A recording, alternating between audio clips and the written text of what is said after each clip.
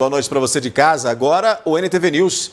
CPI da Copasa. Vereador pede que Prefeitura rescinda contrato com companhia. Superintendente de Operações da Copasa tenta explicar alto valor da tarifa e falta de teste para aferir qualidade da água. Essa pode ter sido a última oitiva da comissão. Veja ainda. Dupla é presa suspeita de matar rapaz no final de semana em Patos de Minas. UPA abarrotada e precária. Intervenções só no ano que vem. Patos de Minas vai ganhar mais creches. Mas como fica a situação das que precisam de reforma urgente? Prefeito compara o uso de máscara ao de camisinha e deve derrubar a obrigatoriedade da máscara em locais abertos na semana que vem.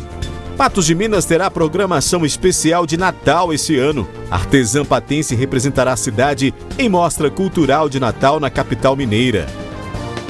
Ladrões fazem limpa em bar de igreja na comunidade de Contendas. Câmara espera aval da Justiça para que Nivaldo Tavares ocupe cargo de vereador deixado por Marquinhos das Bananas. Tem ainda a análise da notícia e muito mais informações a partir de agora no NTV News.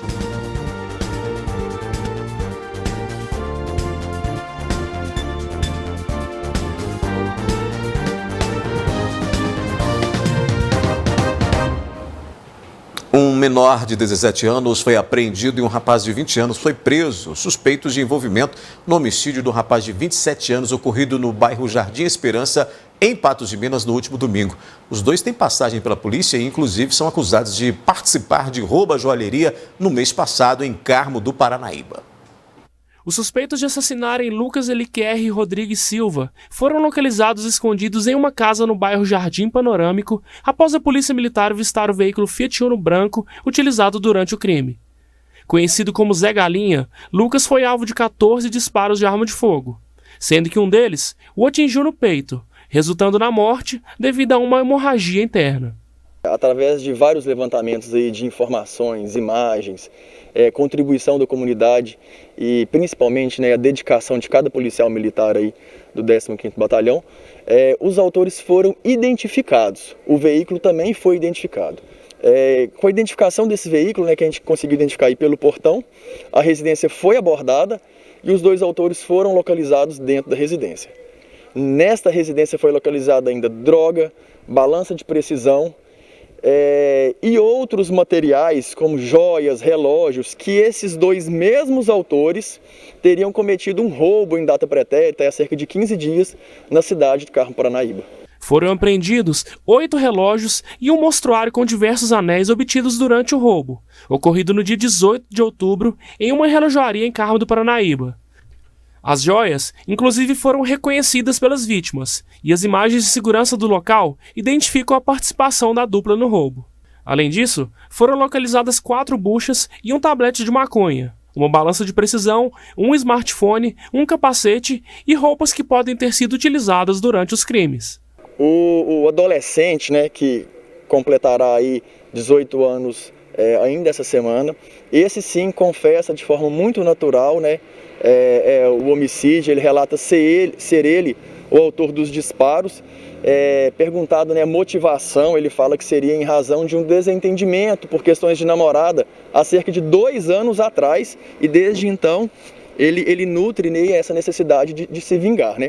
Já o outro, o maior de idade, o jovem aí, ele nega participação no fato.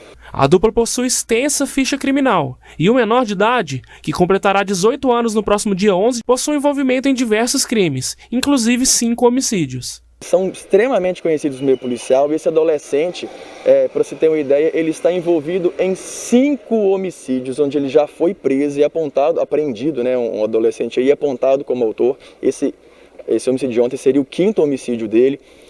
Nesse roubo, a joalheria em Carmo do Paranaíba, temos aí imagens nítidas onde eles são reconhecidos sem sombra de dúvidas como autores, e diversos outros delitos. Já o suspeito de 20 anos, que foi preso com um braço quebrado, foi condenado recentemente por um homicídio ocorrido no bairro Caramuru em janeiro de 2020. Ele nega participação no crime ocorrido neste domingo, mas é apontado pelos policiais como condutor do veículo. O maior de idade pesa em seu desfavor 2 mandados de prisão, um da comarca de Carmo do Paranaíba e outro da comarca de Patos de Minas. O adolescente tem um mandado de busca e apreensão, então ele foi conduzido, um responsável legal por ele estar acompanhando a ocorrência. Todo o material foi apreendido, né, já foi comunicado inclusive às vítimas do roubo de carro do Paranaíba. O maior de idade também foi preso em virtude dos 2 mandados de prisão. E os 2 também estão, um preso, outro apreendido, em razão das diligências, né, do fato do homicídio. 2 homens de São Gotardo foram presos com drogas em Patos de Minas. Eles estavam em um carro de aplicativo quando foram flagrados. A polícia fazia patrulhamento pela Avenida Paracatu e em certo momento deparou com um veículo de aplicativo da cidade de São Gotardo com 2 passageiros em atitude suspeita. Foi feito o acompanhamento e o veículo foi abordado na rua Tiradentes. Durante buscas pessoais, os militares encontraram com um deles uma pequena bucha de maconha e, continuando com as buscas, dentro de uma mochila foram localizados cerca de 2 quilos de maconha e 53 porções de cocaína. A dupla disse que adquiriu as drogas do indivíduo no bairro Jardim Quebec e que as levaria para a cidade de São Gotardo para serem comercializadas. Porém, eles não quiseram passar mais informações do endereço do suposto vendedor das drogas. Diante dos fatos, as drogas foram apreendidas e a dupla foi conduzida para a delegacia. Como não tinha relação com o tráfico, o motorista do aplicativo foi liberado. E mais uma ocorrência de tráfico de drogas em Patos de Minas. Mais 3 homens foram presos no bairro Nossa Senhora Aparecida. A polícia militar fazia uma operação nas imediações dos bairros Brasil e Nossa Senhora Aparecida quando viu suspeitos transitando em um veículo Gol. Foi feito o acompanhamento e o carro foi abordado na rua Joaquim Fubá. Durante as buscas, os militares encontraram uma barra de maconha escondida embaixo do banco do motorista e com os passageiros foram localizados uma bucha de maconha e dinheiro, cerca de R$ 188. Em conversa com os militares, os suspeitos disseram que são moradores do distrito de Santana de Patos. E sobre a origem da droga, todos falaram versões diferentes. Inclusive falaram que não tinham conhecimento de que havia droga dentro do carro. Diante dos fatos, os 3 homens de 21, 23 e 34 anos foram presos e encaminhados para a delegacia. O veículo foi removido para o pátio do Detran. Daqui a pouco aqui no News, o apelo da família de um bebê de 1 ano e 5 meses para seguir tratando da criança. Vamos falar também que Patos de Minas vai ganhar mais creches. Mas como é que fica a situação das que precisam de reforma urgente? E mesmo lotada e com estrutura precária, intervenções na UPA só no ano que vem. A Prefeitura de Patos de Minas anunciou a construção de creches e reforma de instituições, investimento de R$ 12 milhões. Algumas que precisam de melhorias urgentes ficaram de fora. Sobre a ampliação dos horários no CEMEIS, nada de avanço também. O município assinou, nesta segunda-feira, uma ordem de serviço para investimento de cerca de R$ 12 milhões para a construção e reforma em escolas e creches de Patos de Minas. Serão construídas 4 creches nas ruas Caetés, Acarapés, Francisco Gonçalves Carvalho e na Praça João Senhorinho, além da reforma da escola Gino André, em Poços do Chumbo, e na CEMEI Branca de Neve, aqui em Patos de Minas. Em sua fala, Falcão ressaltou que outros locais da cidade também necessitam de reforma e considerou as situações mais críticas para destinar os recursos. Em alguns casos é até visível, né? Você pega, por exemplo, o CAI, que ele precisa de reforma há muito tempo. CEMEI Branca de Neve, ele precisa também há muito tempo. O déficit de vagas para creches. Isso, você tem os dados da educação pública, né? Você olha pelo censo escolar 2020 e verifica o vazio de atendimento que ainda existe em Patos, demanda muita creche ainda, então são políticas públicas baseadas em dados e também no diálogo com os diretores, com a própria comunidade. Nesse sentido, a secretária de Educação também reconheceu que há necessidade de ampliar o horário da educação nas CEMEIs para tempo integral, mas informou que isso ainda não é possível, uma vez que a demanda nos 2 turnos é grande e as creches não comportam a quantidade de crianças que tem hoje em tempo integral. A gestão do Falcão, ela quer muito tempo integral. E a gente sabe que o caminho da escola é para esse, né? Nós estamos vendo no estado que tem todo um trabalho agora com o ensino médio para tempo integral. Isso também tem que acontecer lá no infantil. É claro que tudo é seu tempo. Nesse momento agora, algumas construções nossas não comportam para tempo integral.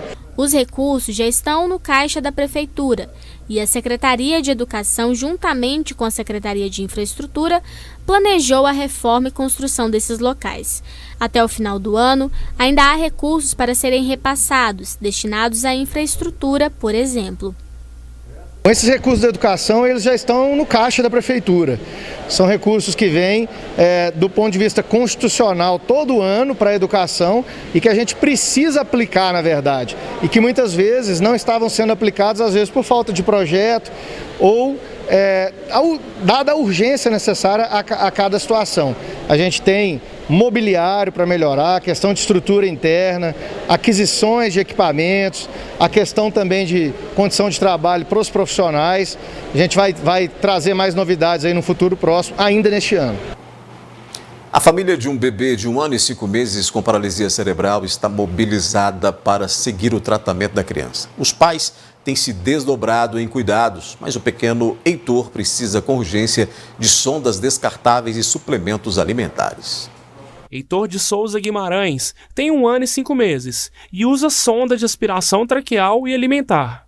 Ele nasceu com paralisia cerebral e, desde então, passou por inúmeras internações e necessita de cuidados especiais. Ele ficou internado muito tempo, ele precisou fazer uma tráqueo, uma traqueostomia, uma gastro também, fez uma funduplicatura. Isso já tem algum tempo e agora a gente está precisando do apoio mesmo das pessoas para a gente estar conseguindo tratar dele, cuidar dele em casa, Desde o nascimento, ele sempre se alimentou pela sondinha, mas depois dos 3 meses, 3 meses e alguns dias que ele fez, a cirurgia, e aí ele começou a se alimentar através dessa sonda na barriguinha, Muitas pessoas já viram até o caso dele, que ele teve internado durante muito tempo, e assim, tá em casa, mas a gente está precisando de muitas coisas, para que ele possa ficar em casa, A sonda provisória utilizada para aspiração traqueal de Heitor vaza em qualquer movimento brusco feito pelo bebê. Há mais de 2 semanas, ele vem perdendo peso devido a este fato. Ele necessita de uma sonda Bottom, que é trocada a cada semestre e possui uma trava que evita o vazamento do suco gástrico. Além disso, ele também precisa de frascos de alimentação, equipos e suplementos alimentares. O leite, que é um leite que não é fornecido, pelo SUS, pela farmacinha do SUS, e também sondas de aspiração traqueal, frascos, equipos, fraldas também, Tudo isso a gente não está conseguindo pela farmacinha do SUS. Paula vive de aluguel com Heitor e Miguel, o outro filho de 3 anos de idade. A renda dela vem dessa lanchonete, que foi erguida na garagem de casa com a ajuda de doações dos vizinhos. Entretanto, ela só consegue trabalhar nas ocasiões em que não precisa cuidar de Heitor, cujos cuidados são recorrentes e dispendiosos. Geralmente, como a gente compra quando tem, a gente geralmente compra 1 lata, 2 latas, mas o valor mensal da alimentação do Heitor fica em torno de R$670. E as sondas, frascos, equipos, isso aí sai em torno mais ou menos de uns R$400 no mês. Ela pede ajuda da população para adquirir os produtos necessários para os cuidados de Heitor. Assim, quem quiser, tá ajudando ou tá doando, ou mesmo tá comprando o leite ou material, pode entrar em contato comigo pelo telefone 34, 9671-9244. E também pode estar vindo aqui na minha casa, no meu endereço, que aqui é o endereço Rua Júlio Morato, Jardim Floresta, número 91. Para colaborar também com doações de qualquer quantia em dinheiro, basta transferir ou depositar para a Caixa Econômica Federal, na agência 0142, conta 81.694-3, ou pelo Pix 34 9967 19244. Os pais do Heitor, têm tido todo um cuidado e trabalho para cuidar do Heitor, tanto o pai quanto a mãe, mas ainda assim a criança precisa da sua ajuda. Se você puder, entre em contato e participe também dessa campanha em prol do Heitor. A UPA de Patos de Minas tem ficado lotada. Muitos pacientes acabam internados na unidade de espera de transferência, o que pode demorar devido à falta de vagas. E piorou ainda mais com o fechamento do Hospital São Lucas. Outra reclamação geral é com a precariedade da estrutura. Ao longo das últimas semanas, foram diversas reportagens de demandas por vaga no Hospital Regional de pacientes internados na UPA, Unidade de Pronto Atendimento de Patos de Minas. Na última sexta-feira, foi apurado que são cerca de 130 pessoas na fila de espera para realizar o procedimento na área de ortopedia. Nesse sentido, o local se tornou uma espécie de hospital, com as internações e a demanda elevada de pacientes. De acordo com o prefeito, desde o início do ano têm sido estudadas medidas para resolver a situação. O que fazer para melhorar e para resolver? O que nós estamos fazendo desde janeiro é investindo na estruturação de um novo hospital em Patos, para que as pessoas não fiquem internadas na UPA. A questão de ortopedia, que você citou, de alta complexidade, ela continua sendo de responsabilidade do Estado, através do Hospital Regional. Então também é importante entender que a saúde, ela é toda interligada, mas cada especialidade, cada hospital é de um ente diferente. Outra questão citada foi a Santa Casa, que pretende suprir essa demanda elevada com pacientes sendo atendidos também no local. E a UPA está em processo de licitação para a reforma da infraestrutura. R$1 milhão aproximadamente, que já estava no caixa da Prefeitura, inclusive no ano passado. Só que não tinha projeto. Agora a gente fez o projeto, estamos licitando essa reforma para que a UPA seja reformada. Só que isso também não basta, porque não adianta a UPA estar nova e cheia daquele jeito. Melhora, mas não resolve. Então a gente precisa investir na reforma, que é o que nós estamos fazendo, mas também tirar aquele grande fluxo lá da UPA e dar às pessoas o atendimento adequado. Como? Por exemplo, ortopedia e sutura, o mais rápido possível deve passar para a Santa Casa. Está entre 150 e 200 pessoas por dia que se acidentam, quebram um braço, que se machucam e que vão ser atendidas na Santa Casa. Então, se 200 pessoas por dia deixarem de ir para a UPA e forem para a Santa Casa, já vai haver uma divisão desse atendimento e um atendimento mais adequado. Em instantes aqui no News, Patos de Minas terá programação especial de Natal esse ano e artesã patense representará a cidade em mostra cultural de Natal na capital mineira. Patos de Minas será representada pela artista Marialda Cury na Mostra Cultural de Natal em Belo Horizonte. O evento é promovido pelo Centro de Artesanato Mineiro. De partes naturais, verdadeiras obras originais. Presépios capazes de tocar a imaginação e remeter à saudade. Em mais uma edição de mostra estadual, uma artista de Patos de Minas levará o nome da cidade para o evento. Uma peça pensada em cada detalhe, tons sobre tons, utilizando partes do milho e coqueiros da Avenida Getúlio Vargas. Aproximadamente 15 dias para que pudesse ficar pronta. A obra, intitulada como Tempos de Criança, para ser criada, a artista Marialda Cury utilizou cola branca, palha de milho, fibras de coqueiro, linha e isopor. Depois de tudo pronto, agora o trabalho será encaminhado para Belo Horizonte, no Centro de Artesanato Mineiro. Comecei a trabalhar em cima de um contexto onde eu pudesse colher fibras que me trouxessem uma alegria diferenciada. E eu acho que eu fui feliz porque, como eu moro na Avenida Getúlio Vargas, eu sempre gosto de colher coisas lá que vão ser jogadas no lixo.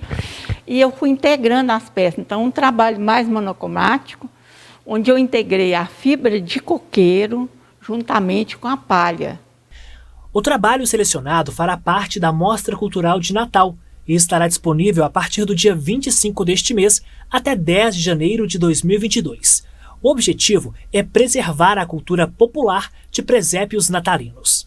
Essa exposição integra o Circuito da Liberdade, que são aqueles prédios, né, na Praça da Liberdade, e ela ficará mais ou menos por 30 dias em exposição. Então, eu creio, assim, curiosamente, eu creio que vai ser um trabalho diferenciado, porque eles pediram que a gente fizesse coisas também diferentes. Então, lá terão trabalhos de todos os artesãos de Minas Gerais que foram selecionados, né? Eu creio que, no mínimo, umas 50 peças, né? Para que faça uma amostra diferenciada. Para a artesã, motivo de orgulho. Para mim, para representar Patos de Minas, como artesã, eu estou muito feliz, né? Espero que o meu trabalho seja referenciado e que eu possa realmente estar mostrando que a cidade de Patos de Minas trabalha com a palha de milho e as fibras naturais. Mas sabe, Marialda, nós, patenses, quem temos orgulho de você e sua arte, que representa Patos de Minas no mundo. É um orgulho para Patos de Minas. Eu sou artista plástica, eu conheço a Marialda. Isso para nós é muito gratificante saber que a nossa cidade está sendo reconhecida, né? Conhecida no estado todo, até no Brasil, né? Muito bom, fico muito feliz com isso. Isso também é um orgulho para nós, né? Que é mulher, né? Que representando bem nossa cidade, né? Estou feliz por ela e estou torcendo muito que... Muito bacana, né?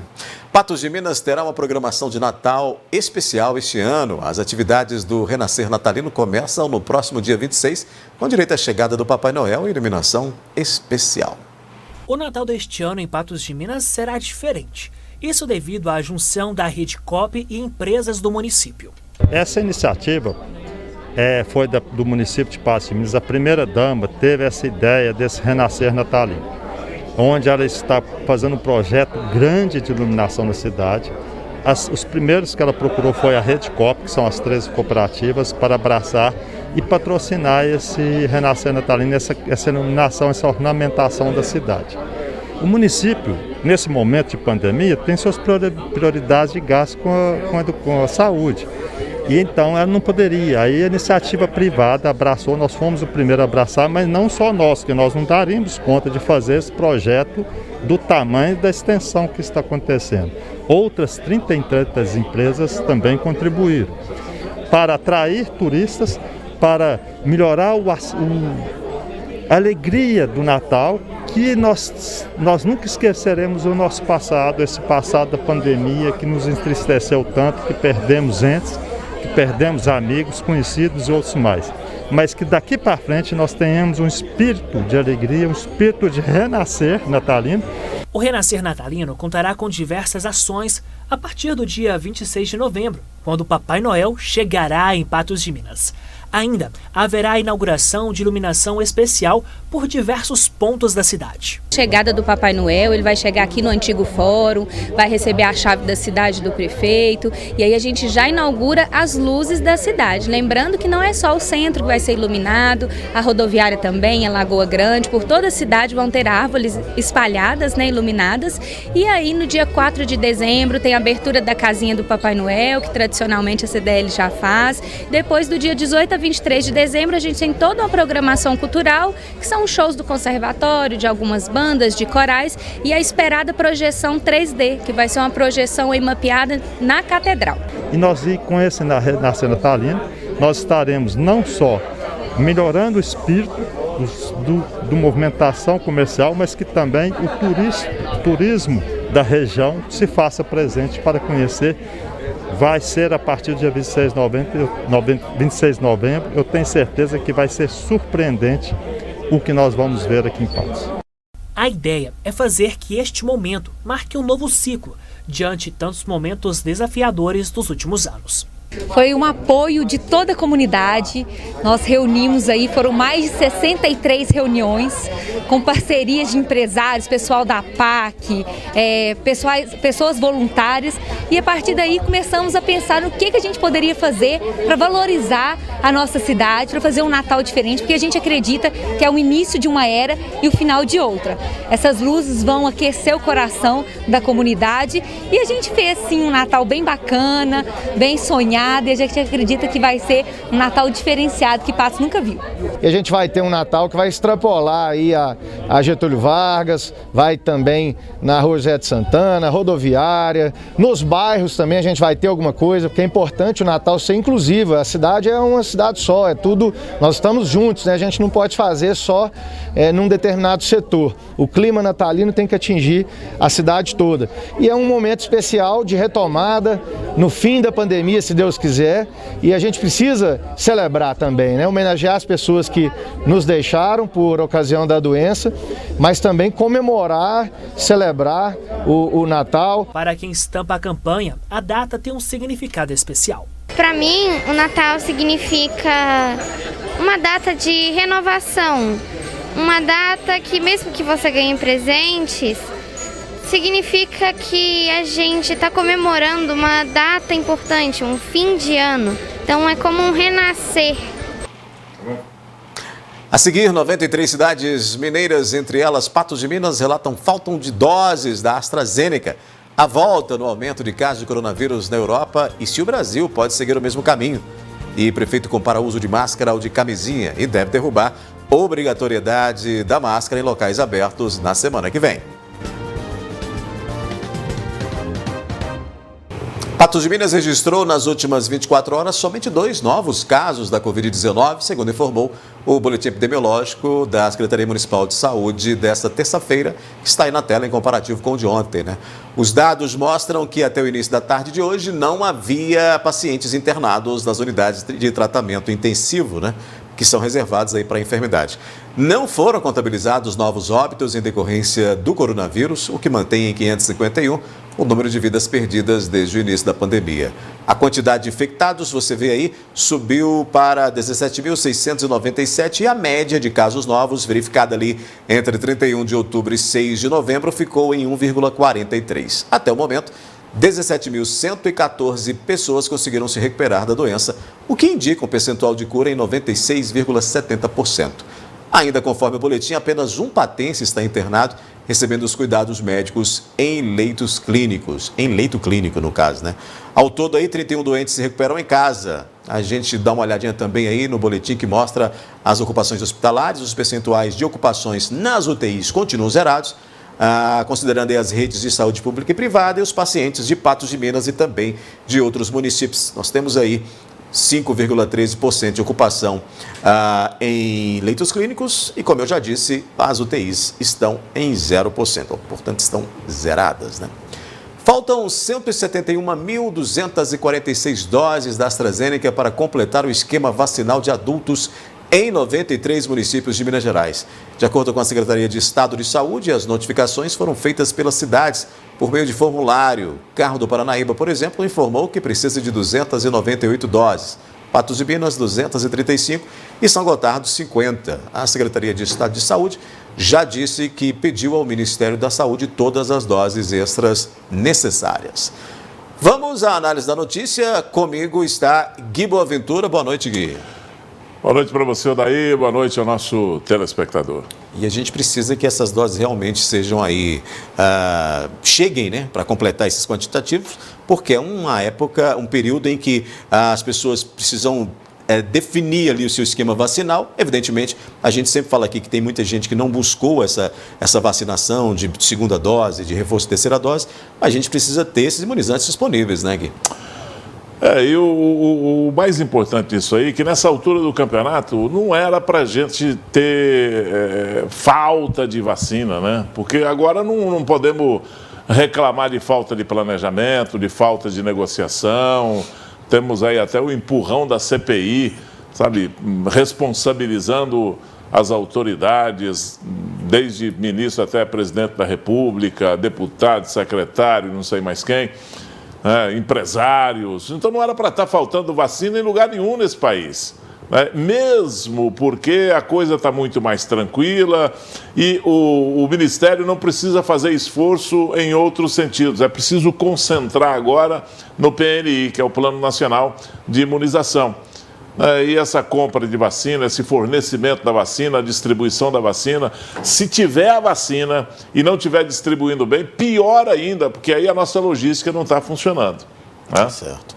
Ainda sobre pandemia, Gui, o uso de máscaras deve deixar de ser obrigatório em locais abertos em Patos de Minas nos próximos dias. A decisão foi comunicada pelo prefeito Luiz Eduardo Falcão, que comparou o uso da máscara com o da camisinha. Segundo o prefeito Luiz Eduardo Falcão, o uso de máscaras em locais públicos será opcional a partir da próxima semana. Bom, primeiro deixar claro que seria tornar opcional o uso de máscaras ao ar livre, né? Em locais fechados permaneceria, por enquanto, a obrigatoriedade do uso de máscara. E o argumento é nenhuma pessoa internada em leito de UTI já há muitos dias, uma pessoa apenas em leito clínico, nenhuma morte há muitos dias, um caso por dia, 2, tem dias que até não tem nenhum caso. e 40 e poucas pessoas na cidade inteira apenas com a doença. A gente deve fazer uma pequena campanha mostrando a importância de usar a máscara e, como eu disse no início, é tornar opcional. Eu acho que não faz sentido nenhum, com os números que nós temos hoje, obrigar uma pessoa a usar a máscara em volta da Lagoa Grande, por exemplo, a pessoa sozinha ou com a sua esposa.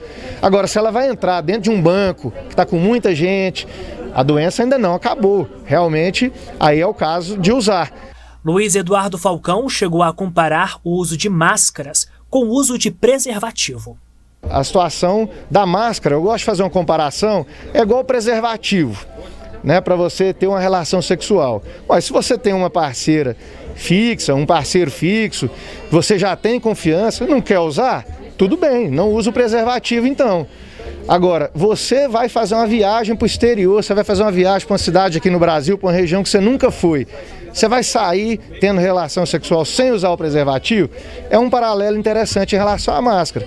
Se você está com a sua esposa fazendo uma caminhada, se você está num local isolado, ao ar livre, acho que você pode sim, né, não usar a máscara neste momento.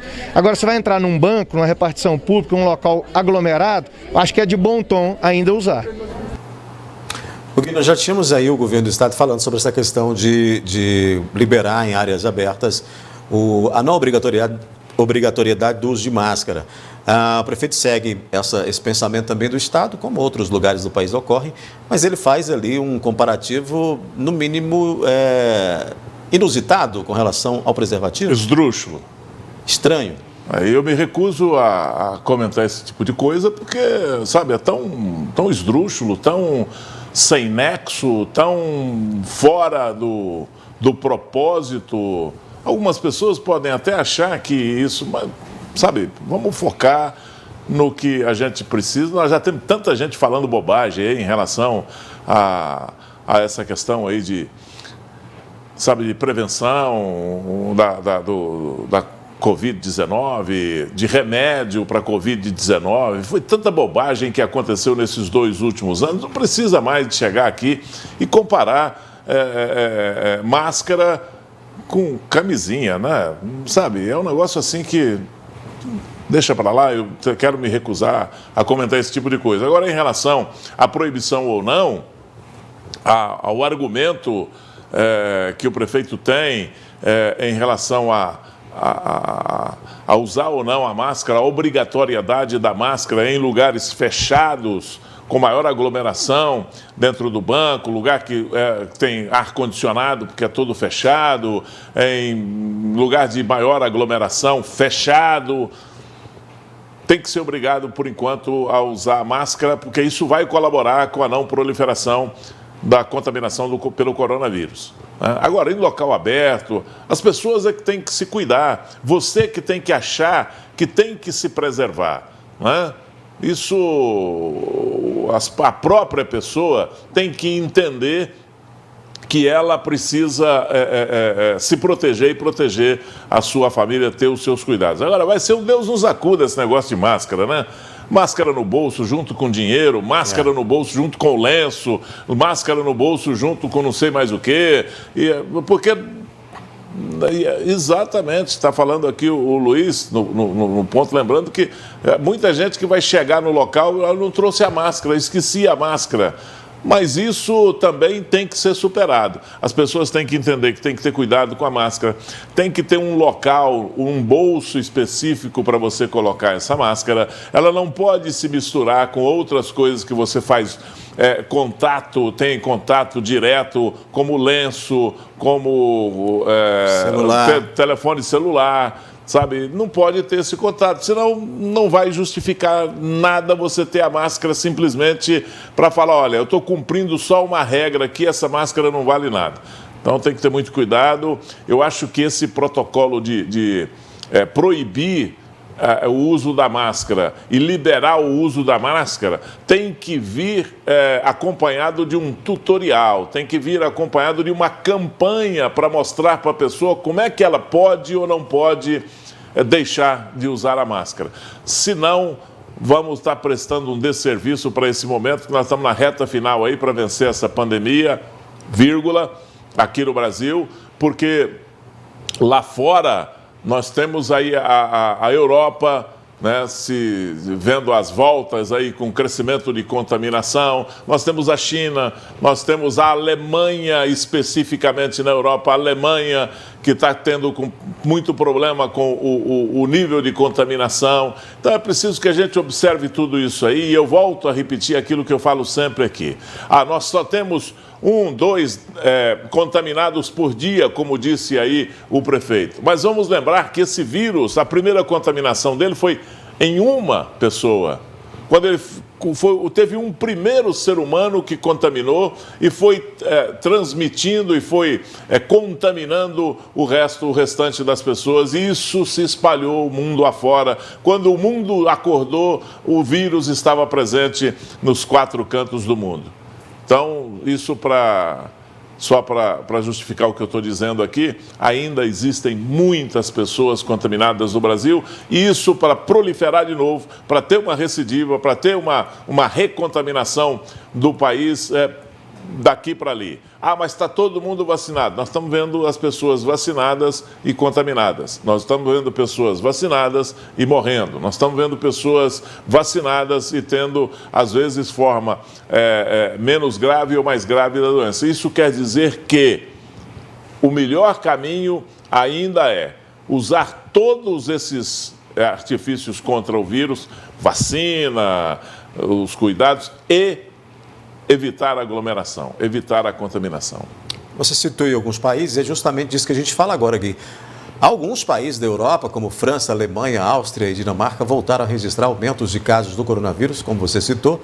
E para o diretor executivo do Programa de Emergências de Saúde da Organização Mundial de Saúde, o Mike Ryan, a situação é chamada de alerta para o resto do mundo.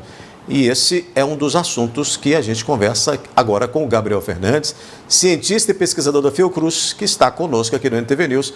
Boa noite, Gabriel. Bem. Gabriel, nós temos aí essa nova alta, né, da Europa. Isso representa aí, a gente pode dizer que representa um risco de casos no Brasil também, não? Pois é, uma coisa que a gente tem que entender é que uma pandemia, ela não é local, né? Ela é uma pan justamente porque ela é no mundo todo. Né? Se fosse só na Europa, seria uma epidemia. Então, ou seja, tudo, a partir do momento que a gente está em uma pandemia, tudo que acontece em qualquer lugar do mundo está diretamente ligado ao que acontece com a gente, né? Às vezes, em momentos diferentes, né? Igual a gente viu que geralmente as ondas chegam primeiro lá na Europa para depois vir para cá, até mesmo por questão de sazonalidade, né? A gente tem condições climáticas que são opostas, né? Enquanto lá está quente, aqui está frio, enquanto aqui está frio, lá enquanto lá está frio, aqui está quente, e é o que está acontecendo lá agora. Lá chegou o inverno agora, então lá não existe mais a situação ao ar livre, né? Eu morei na Alemanha, morei na Dinamarca também. Em novembro, meio de novembro, isso já tem uns 10 graus lá. Ou seja, ninguém fica bem ao ar livre. Então vai todo mundo para os ambientes internos. Considerando que já não é mais obrigatório usar máscara, não é obrigatório ter algumas outras medidas, isso favorece a disseminação. Então, essa sazonalidade do inverno ter chegado facilita muito essa disseminação rápida lá, né? Porque o que acontece é que está espalhando muito rápido. Eu tenho dito aqui, Gabriel, Gui Boaventura, boa noite para você. Eu tenho dito aqui, Gabriel, que é o seguinte, nós estamos numa reta final, supostamente uma reta final, nós estamos vencendo essa pandemia, a vacinação segue, a vacinação está caminhando, às vezes em passos mais lentos, mas está caminhando no país, a população está sendo vacinada.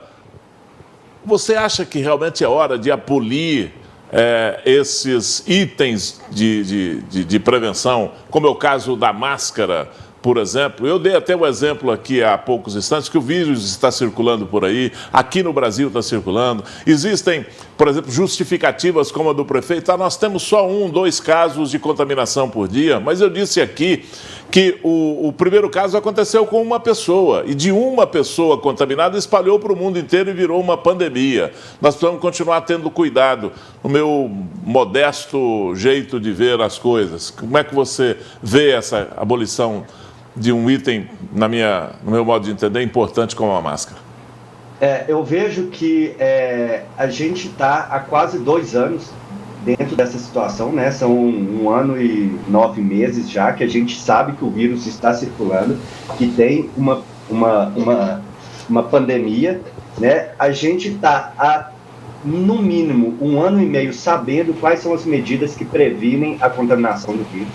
Então a gente sabe, desde o meio do ano passado, pelo menos, que máscara é essencial, evitar aglomeração é essencial. A gente sabe desde o meio do ano passado que não tem tratamento eficaz milagroso. A gente sabe desde o fim do ano passado, né, meio-fim do ano passado, que a resposta que cada indivíduo tem uma base genética forte, né, se a pessoa vai ser sintomática, se ela corre risco de morrer ou não. E nunca existiu, ao longo de todo esse tempo, uma campanha educativa para que as pessoas tivessem uma educação e uma consciência de risco, né? Porque as pessoas têm que ter uma consciência de risco.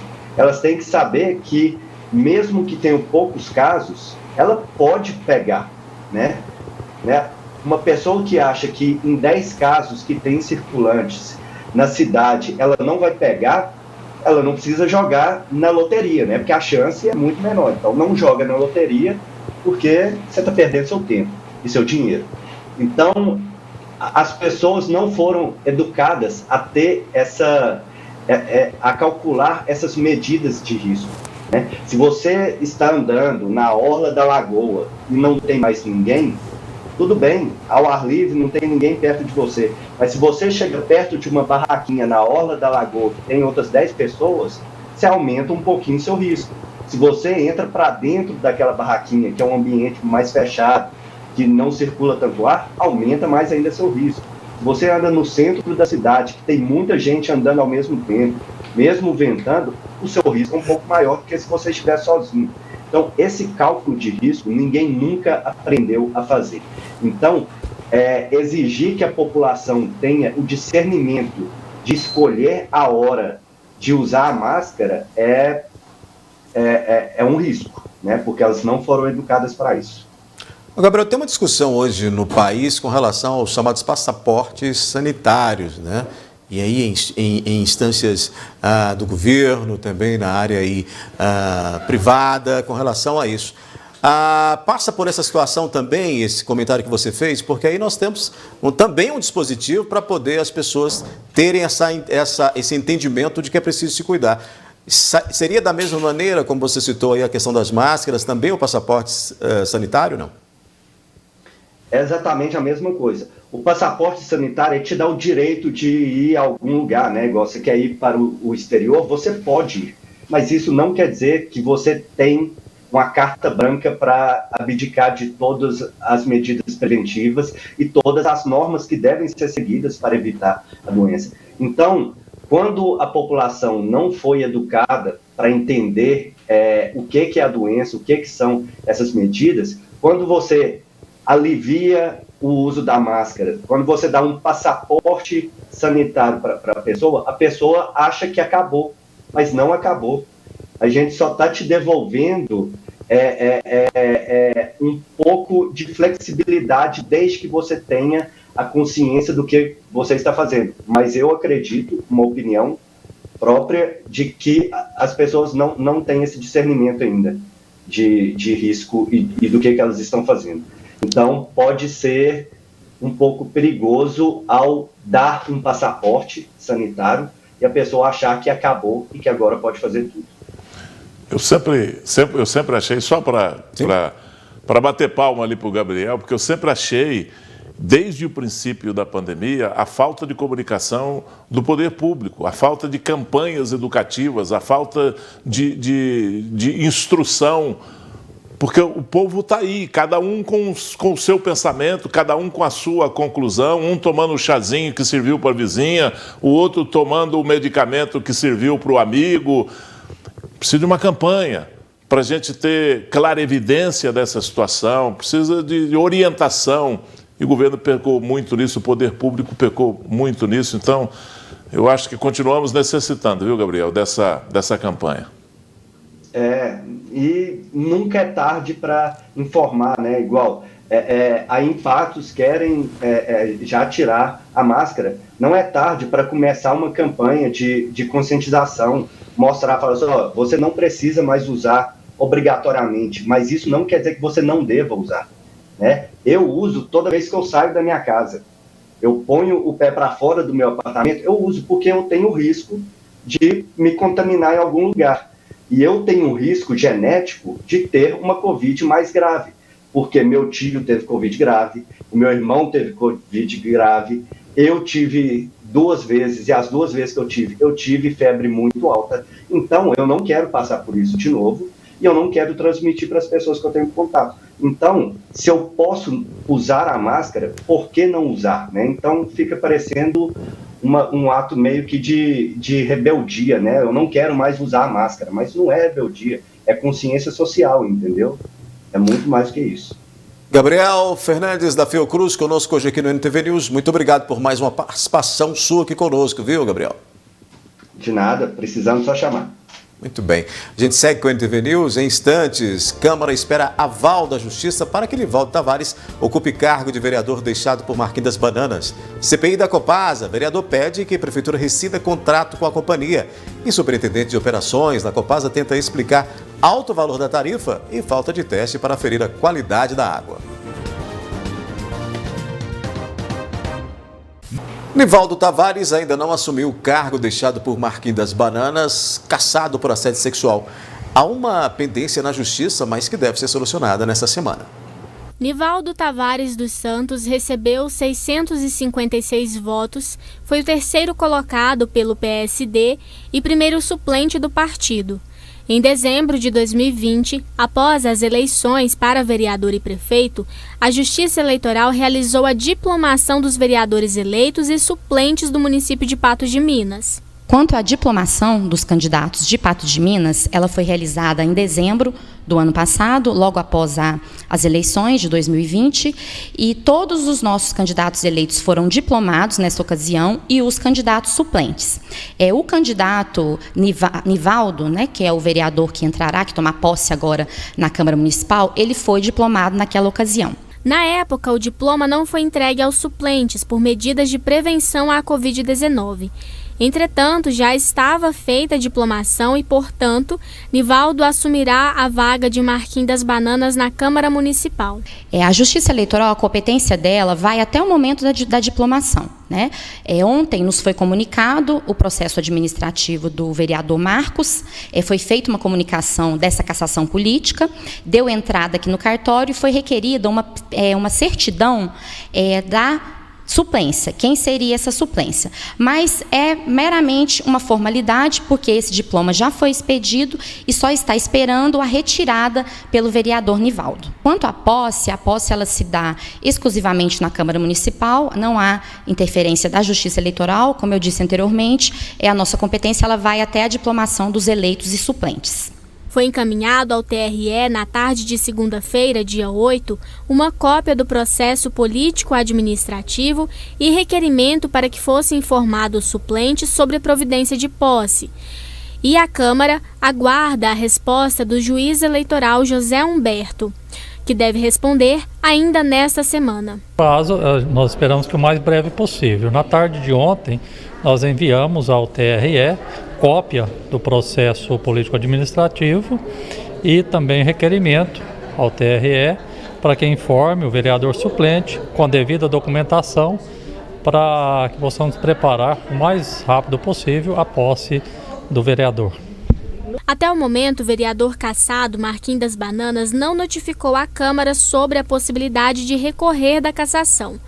Quanto à ex-assessora, por ter sido contratada em cargo de confiança, a partir da exoneração, ela já recebeu seus direitos trabalhistas.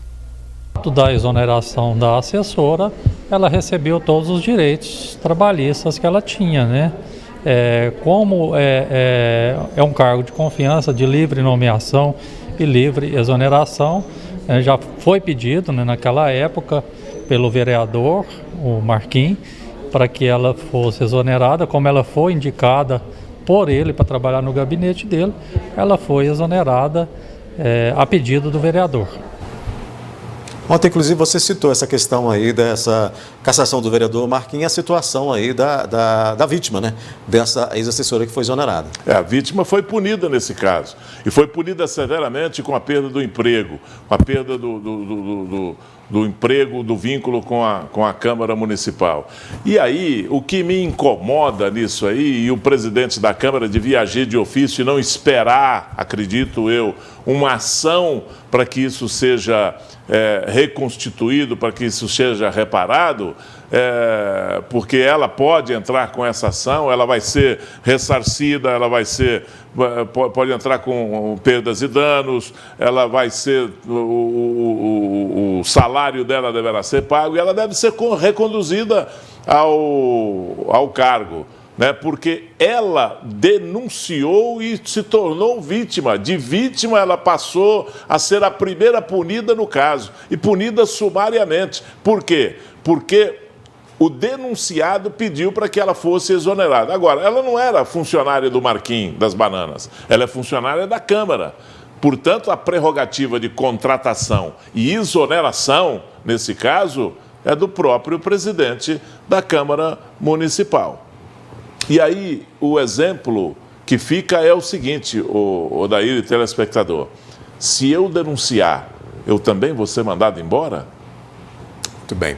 A gente vai girar o assunto. Hoje pode ter sido a última oitiva da CPI da Copasa em Patos de Minas. A superintendente de operações tentou explicar sobre a qualidade questionável, a falta de testes, o alto valor da tarifa, atrasos em investimentos da companhia no município.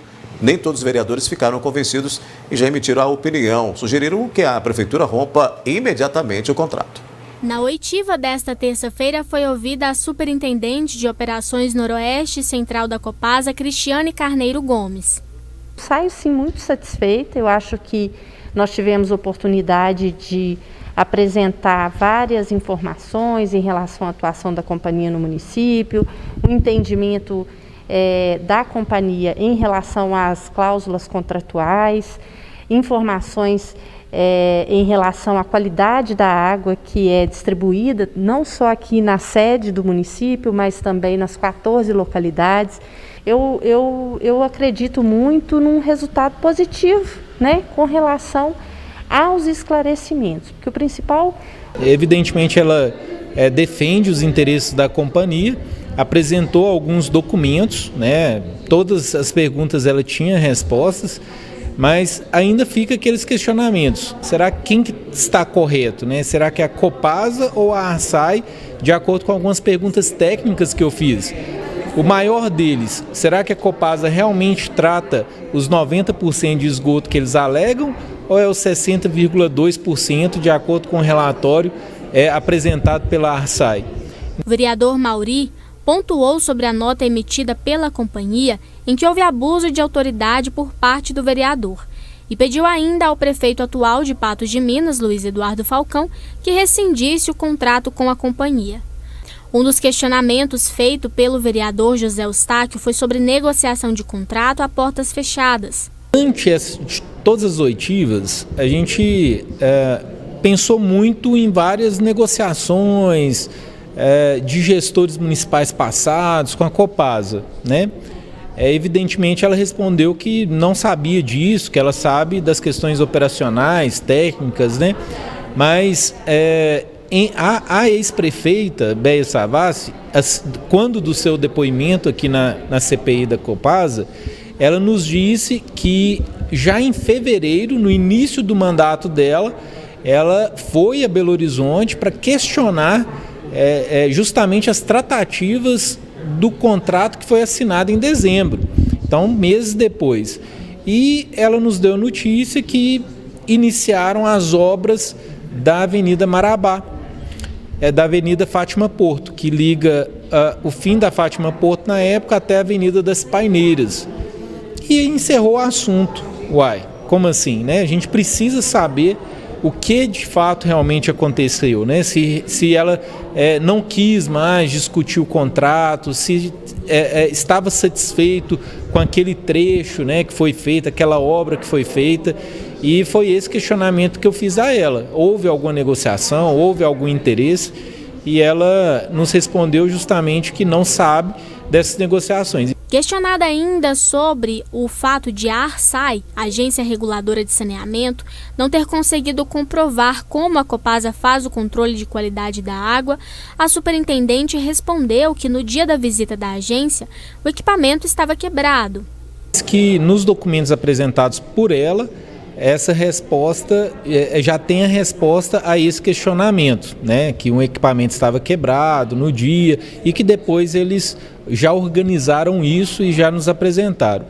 É importante ainda a questão da falta de abastecimento de água em alguns pontos da cidade.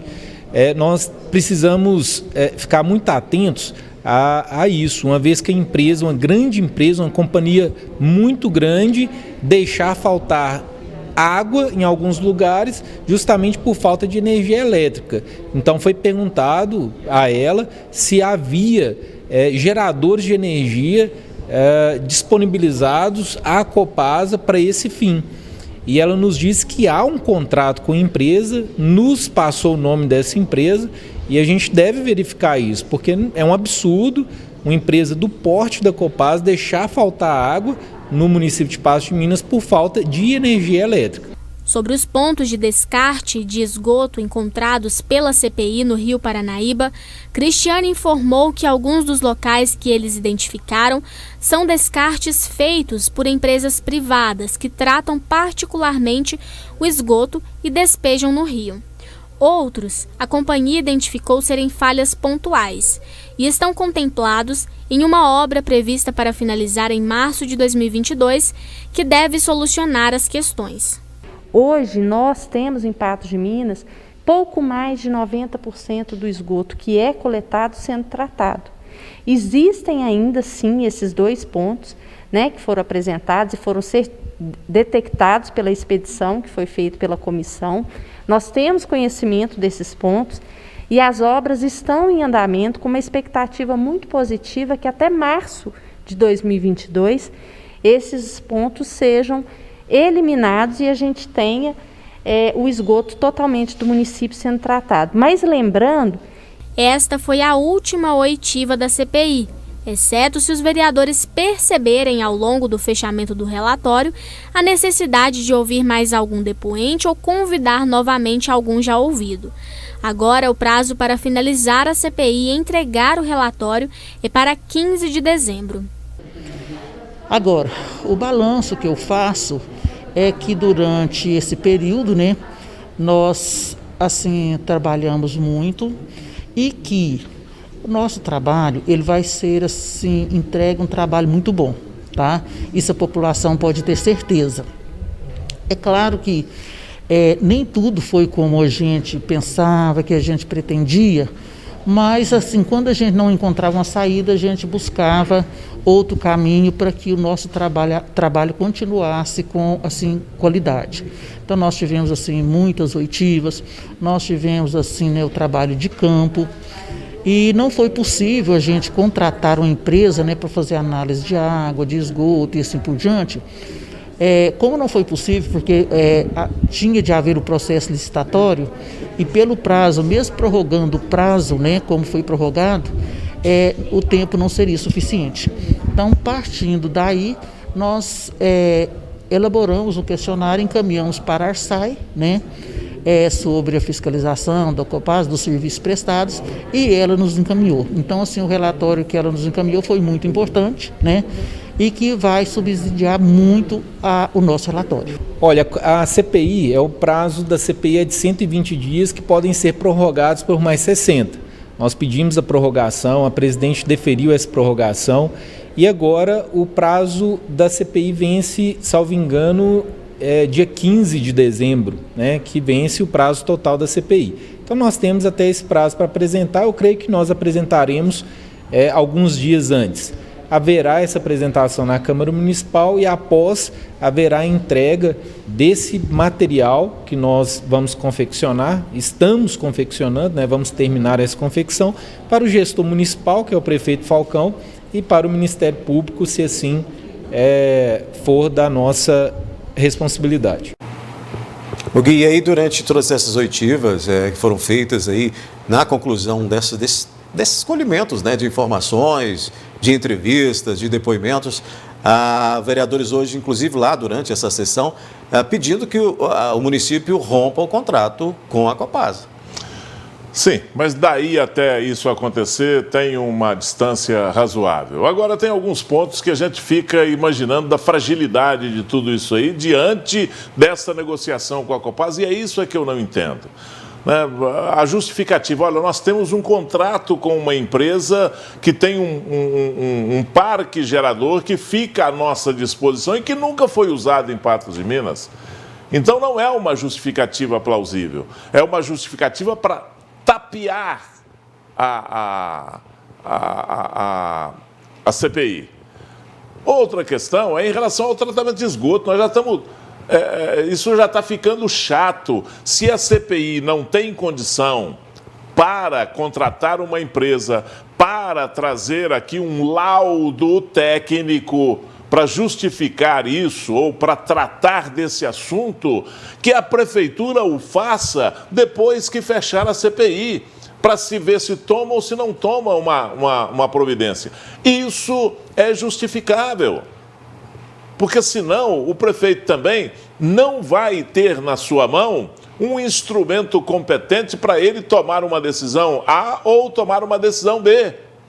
É preciso que se faça essa pesquisa, é preciso que se faça um laudo técnico sobre isso, uma empresa especializada, né, que faça essa fiscalização, que faça esse levantamento e dê uma resposta técnica, porque todo mundo sabe o quanto tem de esgoto sendo jogado no Rio Paranaíba.